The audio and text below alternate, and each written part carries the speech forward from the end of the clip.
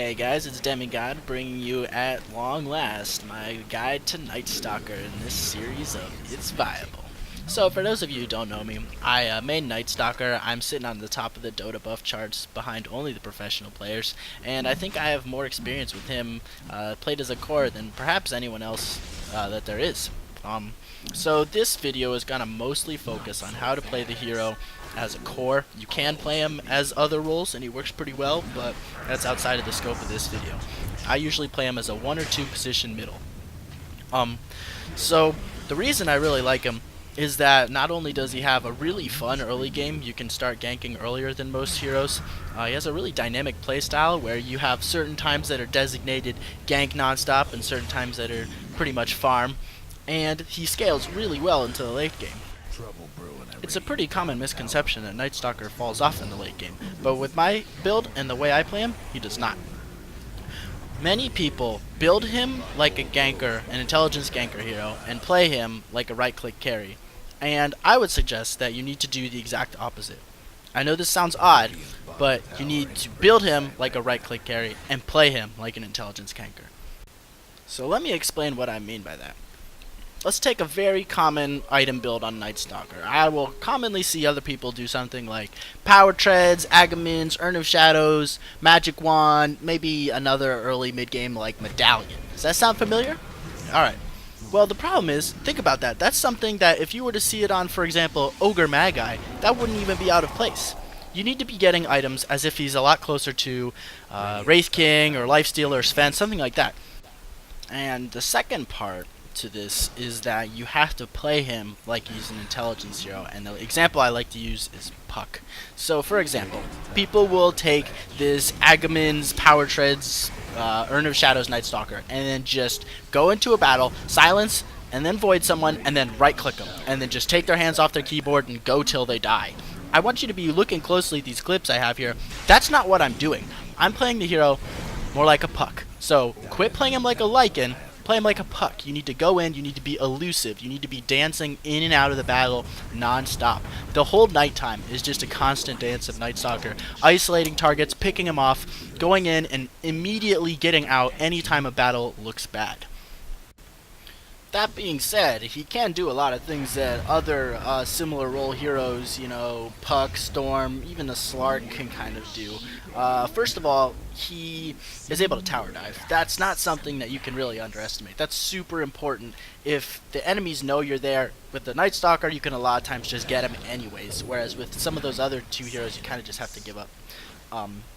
And the other thing I really like about him is that he takes very little mana to keep going, and with only a bottle and a wand, and sometimes with just a bottle, that's enough for you to just go from gank to gank and just kill people non-stop throughout the early game. So if you start snowballing, it's really hard to get you to stop.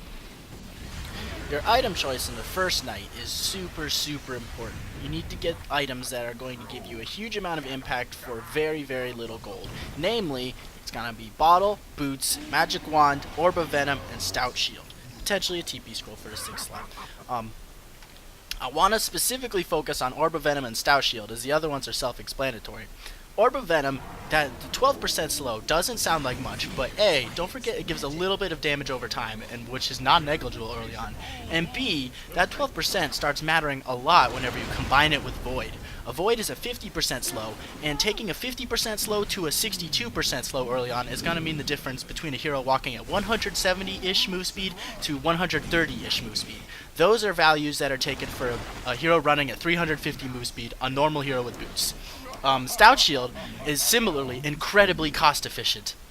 You pay 250 and it's going to mean 60% of the time you completely ignore creep damage, and then for tower damage, 60% of the time you're going to take a tower damage to, on average, 60-ish damage to 45 to 50 damage. That's a huge amount of damage reduction. I want to make a side note about Urn of Shadows, probably the most common item I see other people get.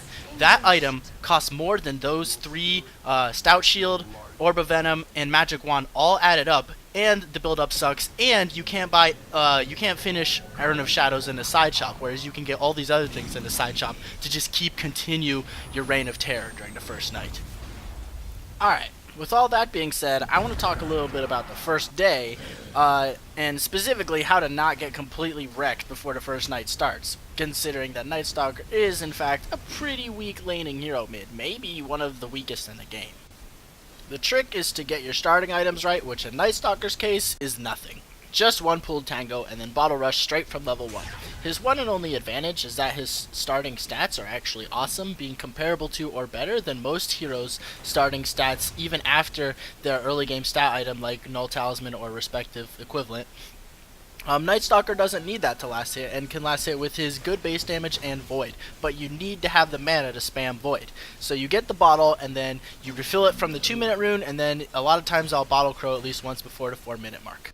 You should never attempt to get kills before the first nighttime. Night Stalker's a very weak laner, and it won't happen unless they tower dive you. That being said, this seems to happen a lot whenever I play Night Stalker. I think people just underestimate his high tankiness and durability, and so you can sometimes make plays.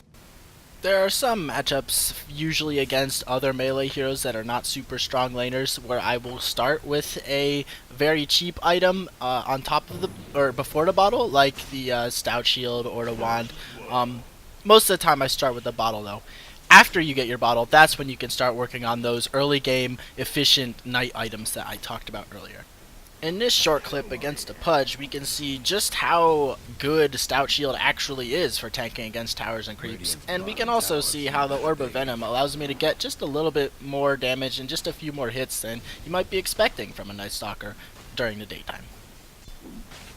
Alright, so on to how to play the first night.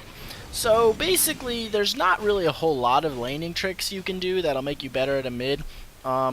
The main one being what I like to call the reach around, which we're going to see in this clip. Basically, you go in, you try to harass him a little bit, you back off like you're wounded, and then you run all the way around, and then you go for the slow silence combo and go in for the kill. You can't realistically go for the slow silence from in front ever in the mid lane, because they will always get to their high ground, and then that'll disrupt your slow, and then by the time you get to their high ground, they're under their tower. It's gone. They'll juke you too much, you can't get the kill. The important thing to realize is that Night Stalker just doesn't play that well in the mid lane, so you're much better off just starting to gank right away. You can play Night Stalker mid, and you can trade farm evenly and all that, and you will do okay, and it's not like the hero needs to get kills early on to succeed. Of course it helps, but in my opinion, why would you bother playing Night Stalker if you're going to ignore the most fun part about him, which is just ganking non-stop every few minutes? My skill build is actually really standard. I get Void maxed out first, I get 2 levels of 100 in the night, the Silence at level 6, and the ult not till level 8. You don't need the ult at level 6 because usually you'll be hitting level 8 before the end of the first night, and really you're just using the ult to extend the night. You can use your ult for the line of sight shenanigans during the first night, but you lose out on nighttime basically, and in my experience it's not worth it to use your ult early, change their vision from 800 to 675, but be losing out on nighttime. If you're using the nighttime your ult at appropriate times, which are exactly when the night ends, so like 8 minutes, and then 50 minutes before the night starts, so 11:10, that'll actually give you a 220 day and a 540 night. There are some shenanigans you can do with vision even without your ult. So right here you can see me hugging this little ridge on the high ground. Tinker actually can't see this because the tower and creeps were both out of sight. Unfortunately the Earth Spirit messed it up, but here I'll rewind, you can see the Tinker's vision here does not show me as I run by. These are the sort of things that are super important to do in order to make lane rotations properly, and they help your gank succeed with a much higher frequency. Okay, so next I want to talk about transitioning to late game, which is probably the most difficult thing for most Night Stalker players. The first step is get phase boots. Some quick stats. Power Treads gives 465 move speed. These are all with nighttime and Hunter of Night at max. So Power Treads 465, phase boots 520, boots of travel 522 always. Actually it's a little bit above 522, but it's max move speed and whatnot. Brings it back down. Okay, so what does that mean? That means that actually, 465 move speed these days in Dota is not really that much. Every hero's got a blink, a pseudo blink, force staff, the dagger item, or Even the most poor supports with none of that are still going to be running around with 410, 430 move speed due to the Yule's Tranquil combo that's ubiquitous in these games. 465 is not doing it for you anymore. That's not going to be enough to chase down your targets. So what happens if you get power treads is you end up feeling like you have to sell it and go boots of travel anyways. With phase boots, you can kind of delay that feeling, and so you can get boots of travel much later, which is nice because it's a cost inefficient item for damage. And on top of all that, phase boots gives you a nice plus 24. My first big item is almost always Basher. This item allows you to actually fully take advantage of your super long silence. If you don't get the Basher, 9 times out of 10, you'll silence slow and then they'll just TP out and then you feel sad. The Basher actually lets you hold someone there for 8 seconds, so even the most tanky of opponents you can take down. 8-second silence is no joke. Your next item in almost every game is going to be BKB. If it's a bad BKB game, you can substitute Scatty for it. The way you use BKB is basically you do the same thing, you go for the pick off like normal, and then the instant it looks like the enemies are counter-initiating, you pop the BKB like so. If you try to use BKB super early, not only are you going to waste a couple of seconds when they're silenced anyways, but also enemies won't come to the rescue and you won't be able to get like these bonus kills that I'm picking up by waiting a second. After that, you need to understand kind of where your road leads. These are going to be your final 6 items in pretty much every build.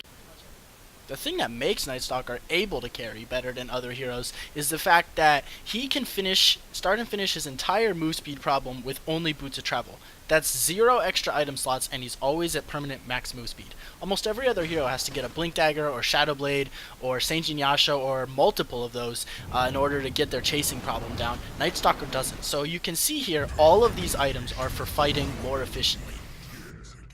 I find the most efficient way to build it is to get all of those 6 items halfway done first. So Phase, Little Basher, Little Crit, BKB, Little Lifesteal, Hyperstone or Armor from the AC if you want, and then start to complete these items one at a time. Usually the crit is the most important one to finish first because it really makes the Night Stalker feel like a late game carry since he's able to burst people down. I prioritize different items based on my opponents. For example, against Alina, I might get the Abyssal first because you can easily kill Alina within 2 solid seconds of stun, but your silence isn't going to work versus her Yules. Whereas Abyssal would be terrible versus a hero like Meepo or Morphling, where stunning them for 2 seconds is not going to do very much. Sometimes I'll prioritize the more defensive item like AC if I notice that most of their damage is physical, because it helps not only me but my team. And it's really good against heroes like Troll or Meepo that it's hard to fight straight up even if you have a huge gold lead. The most important thing about Night Stalker to realize is that even with a huge gold lead, his #1 attribute is still his ability to get in and out of battles. These other heroes are great at fighting, but they aren't permanently 522, and they can't tie you down to a battle. So even when you're ahead, you have to keep dancing. You can always keep them from escaping by silencing and bashing them, but they can't keep you from escaping.